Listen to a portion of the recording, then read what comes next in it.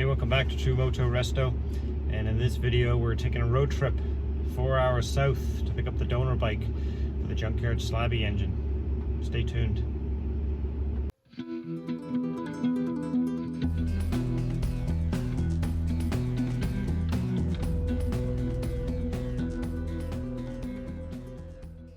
So yeah, like I said, 4 hours south is where I'm heading, and we're about an hour and a half in, 2.5 hours to go. And if you can see there, but I got the enclosed trailer behind, just sitting at the gas station here, just filled up with diesel, and we're on the way. I decided I was not going to be driving and vlogging anymore. I got in trouble from my daughter last time I did it, so.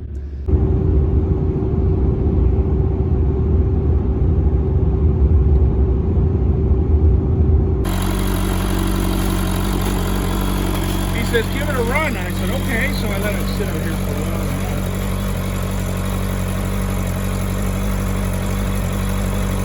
But it must have not only filled that, it must have filled the cylinder as well. Yeah. So I do oil, new plugs, newer sprocket, newer tire.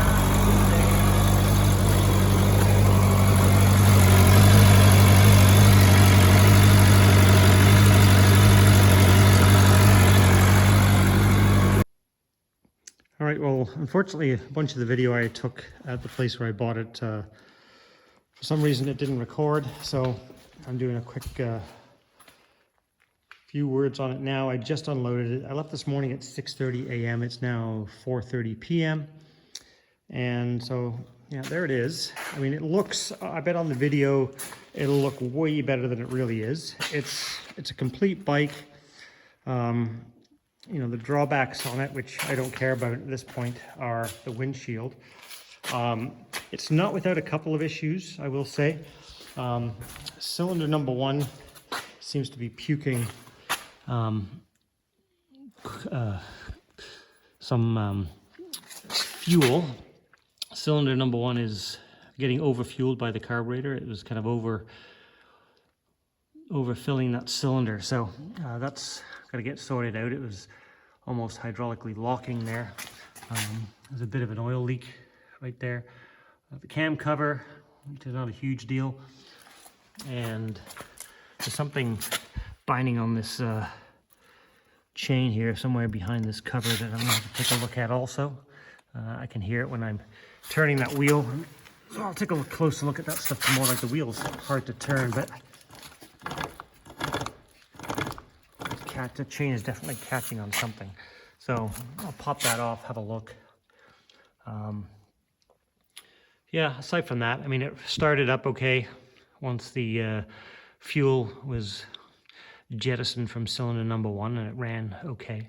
But hopefully tomorrow, if the temperature stays warm enough, I'll be able to putter around with it a little bit and just see what I have here. And then I have to figure out how to get it up to the back of my garage. I don't know if you can see the ramp up there at the back, but right there's a railing. And normally I ride all my bikes up around the back there and up that ramp at the back. But of course, with 2 feet of snow, that's not going to be a thing. So my plan is I'm going to get a couple of pallets, attach them together. I'm going to use my pallet forks on my tractor here, take the bucket off, put the pallet forks on, put that wheel chock on the pallets, and then strap the bike to the pallets and see how far up that ramp I can reach with my front end loader on the tractor, and see if I can get it in that way. But that probably will not be tomorrow. All right, so it is the next morning. And later on today, I'll do a little bit of fiddling around with this, but as you can see, there's a big puddle of gas underneath the bike. So as I mentioned yesterday, you know, one of those carbs is certainly overfueling. Either the needle and seat is bad, or you know, float heights are not set right. Cylinder number one for sure, because when I went to start it, when I got there, it puked a bunch of fuel out of that pipe. eventually we got it going. But yeah, I mean, these things are what they are, I guess. I mean, I knew before I bought it that these are the kinds of things I was going to be expecting, despite the seller, you know, advertising before I got there that the bike was perfect and didn't need anything and was ready for the road and blah blah blah. Well, you know how that goes, right? It's things are never what they seem, and you go into these things with your eyes open. So I mean, it misbehaved when I got there. I bought it anyway, so these things are what they are. So I'll fiddle around with it this afternoon. A little bit of buyer's remorse, to be honest, which is always the case for me when I buy something that's less than perfect, which happens a lot. You know, did I spend money that I shouldn't have spent? And you know, in this particular case, should I have bought this bike? Well, I don't know. It was running. It's complete. It's got a bunch of stuff on it that I need. So it is what it is, I guess. Well, too late now. Make the most of it. All right, so I just pulled the sprocket cover off because basically you couldn't rotate the rear wheel or it wouldn't move forward without the chain or something hitting on something. But now that the sprocket cover is off, this thing rotates quite freely. And then inside, you can kind of see there on that stanchion right there, looks to me like the sprocket has been hitting on that cover. So it's possible one of two things. And then so here's the other discovery. So I'm putting 2 and 2 together here and coming up with 4. Underneath the seat, 1 extra tooth front sprocket, somebody has written. So seems to me that this bike maybe was not designed for the front sprocket that is actually on it right now. So now how long that's been on there, I don't know. The guy did say that he had taken the cover off and then put it back on, and before he said it seemed to be fine, but now afterwards it was not fine. So the other possibility is I did notice that there was actually in this hole here and this hole here, there was actually no bolt, but the bolt that goes up there, which is associated with that one that's kind of worn there, there was a bolt in there. So I'm guessing potentially that one of these bolts, this was actually left out intentionally, so to clear that sprocket. And when he put it back on, he put a bolt in there, and now the sprocket has been catching maybe on the bolt. So I'm going to put it back on and try put the bolt in a different place and see if that does anything. So yeah, I didn't even put any bolts in here, just you can hear it actually hitting right there on that thing. So suffice it to say, that's the problem with that. So I figured that part out, so that's good. It is still puking fuel everywhere, so I'm going to disconnect the fuel tank, and then at some point I'll pull those plugs, and when I crank it over I can get rid of all the fuel. I don't want to be cranking this thing over with things full of fuel everywhere. I mean, it could hydraulic lock or anything like that. So anyway, I just want to stop the fuel leaking, because I don't want to bring it up to my my garage up there with fuel peeing out all over the place. All right, so I've taken the tank off and I've set it up kind of on its side, because if I leave it the right way up, this petcock is just continuing to deliver fuel even without vacuum. So there's not much fuel in it, and there's no off. It's only reserve, on, or prime. So there's not even with very little fuel, I put it on instead of reserve, because that would give it less fuel, but it was still leaking a lot of fuel out of here. So that's why it continues to feed fuel non-stop all the time. And obviously there's still something wrong with those carburetors. because, you know, if the needleless seats were working properly and the float heights were set properly, you know, that wouldn't be an ongoing problem. As to how and why it ends up overflowing the airbox, that I don't know. I mean, because these are actually sitting much lower. You know, the only thing you can suggest is, well, you know, the cylinder's filling up, and once the cylinder's full, then it's basically just backflowing into the airbox, and then out of the overflow for the airbox. That's entirely possible. So I'm just going to leave it like that for now. It'll move. I can at least, that should stop dripping. There's no more fuel being supplied, so eventually it'll stop. And then once I get it up to the upper shop, I can pull the plugs and empty any fuel that might be in the cylinders, blah blah blah, and then yeah, that should do it. But I mean, again, a little bit of buyer's remorse, and it's a bit of a double-edged sword, right? I'm not happy unless something that I bought is like really good, which this isn't really good. It serves the purpose, I guess. If it was too good, then I wouldn't want to break it apart, would I? Just like with the other Bandit that I bought that was, you know, almost like a new bike for less money than I paid for this. But I just couldn't bring myself to part it out. It was just too nice. Whereas this, you know, I don't have any worries about parting it out.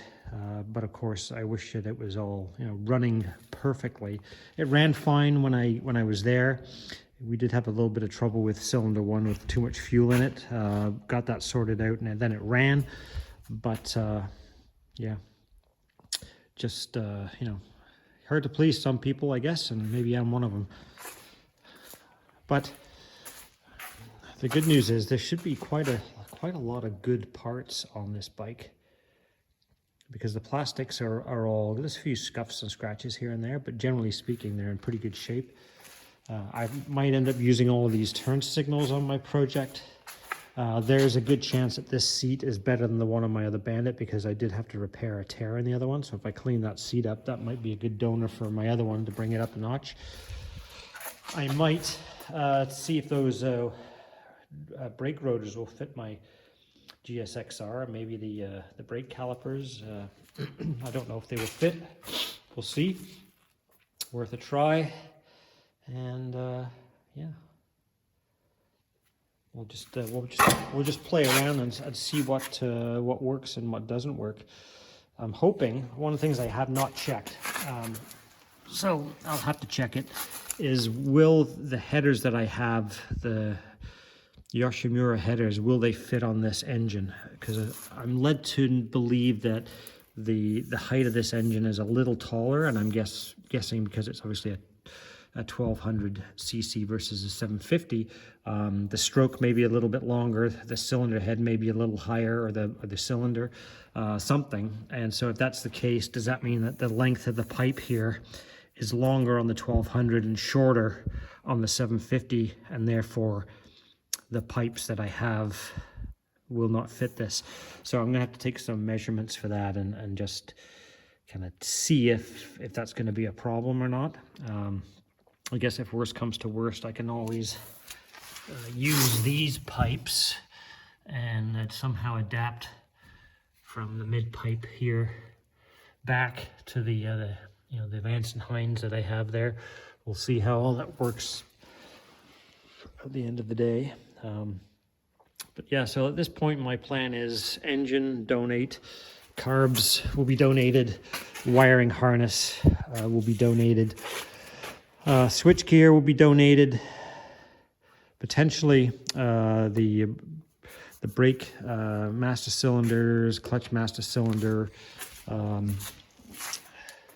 don't know if this, I much prefer this fender mount and fork brace to the one that's on it, although I'm not sure it will actually fit, but I'll check into that as well. Maybe the brake rotors will get donated because they may look a little better with the gold and the black. Since we're going kind of full resto mod here, we shall see. And yeah, I don't know what else, but maybe turn signals, as I said, but probably not much more than that. The seat might get donated to my other Bandit. The mirrors, and these mirrors, I think I mentioned in my other Bandit video, these mirrors from Suzuki are incredibly expensive. I mean, these are hundreds of dollars each. So they're ugly, they're horribly ugly, and I like the aftermarket ones better that I put on my Bandit, but you know, these are original OEM mirrors. In addition to the wiring harness, of course, I would plan to use the coils and the ignition switch. And yeah, I think the only questions that I have on using the wiring harness is the plug-in for these clocks. Is it going to be different than the plug-in for the GSX-R clocks? I might have to do some modifications there. Definitely the plugs for, this is a single headlight. And I need twin plugs. That would be a modification there as well. So, yeah. Lots of work ahead. I'm a glutton for punishment, it seems. So here's my sketchy bike pallet. So what I've done is I put some scab pieces of 2x4 in here in the inside of the pallet, and then I basically nailed 8-foot 2x4s to the outside. On this side, I've nailed the two pallets together across the center. I put this kind of piece of plywood where the wheels are going to run, and I've nailed that down as well. So the idea being that I put the ramp at the back to load and unload, and then the front can sit in the wheel chock, and I can tie the bike forks or the handlebars or whatever down to the tractor pallet forks. Yeah, we'll see. We'll take it slow and see how that works.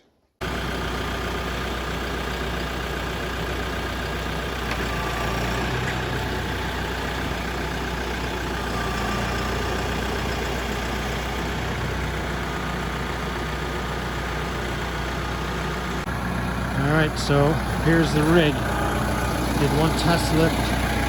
Looks like it's going to work, so hopefully it's going to stay together long enough to get it where it needs to be.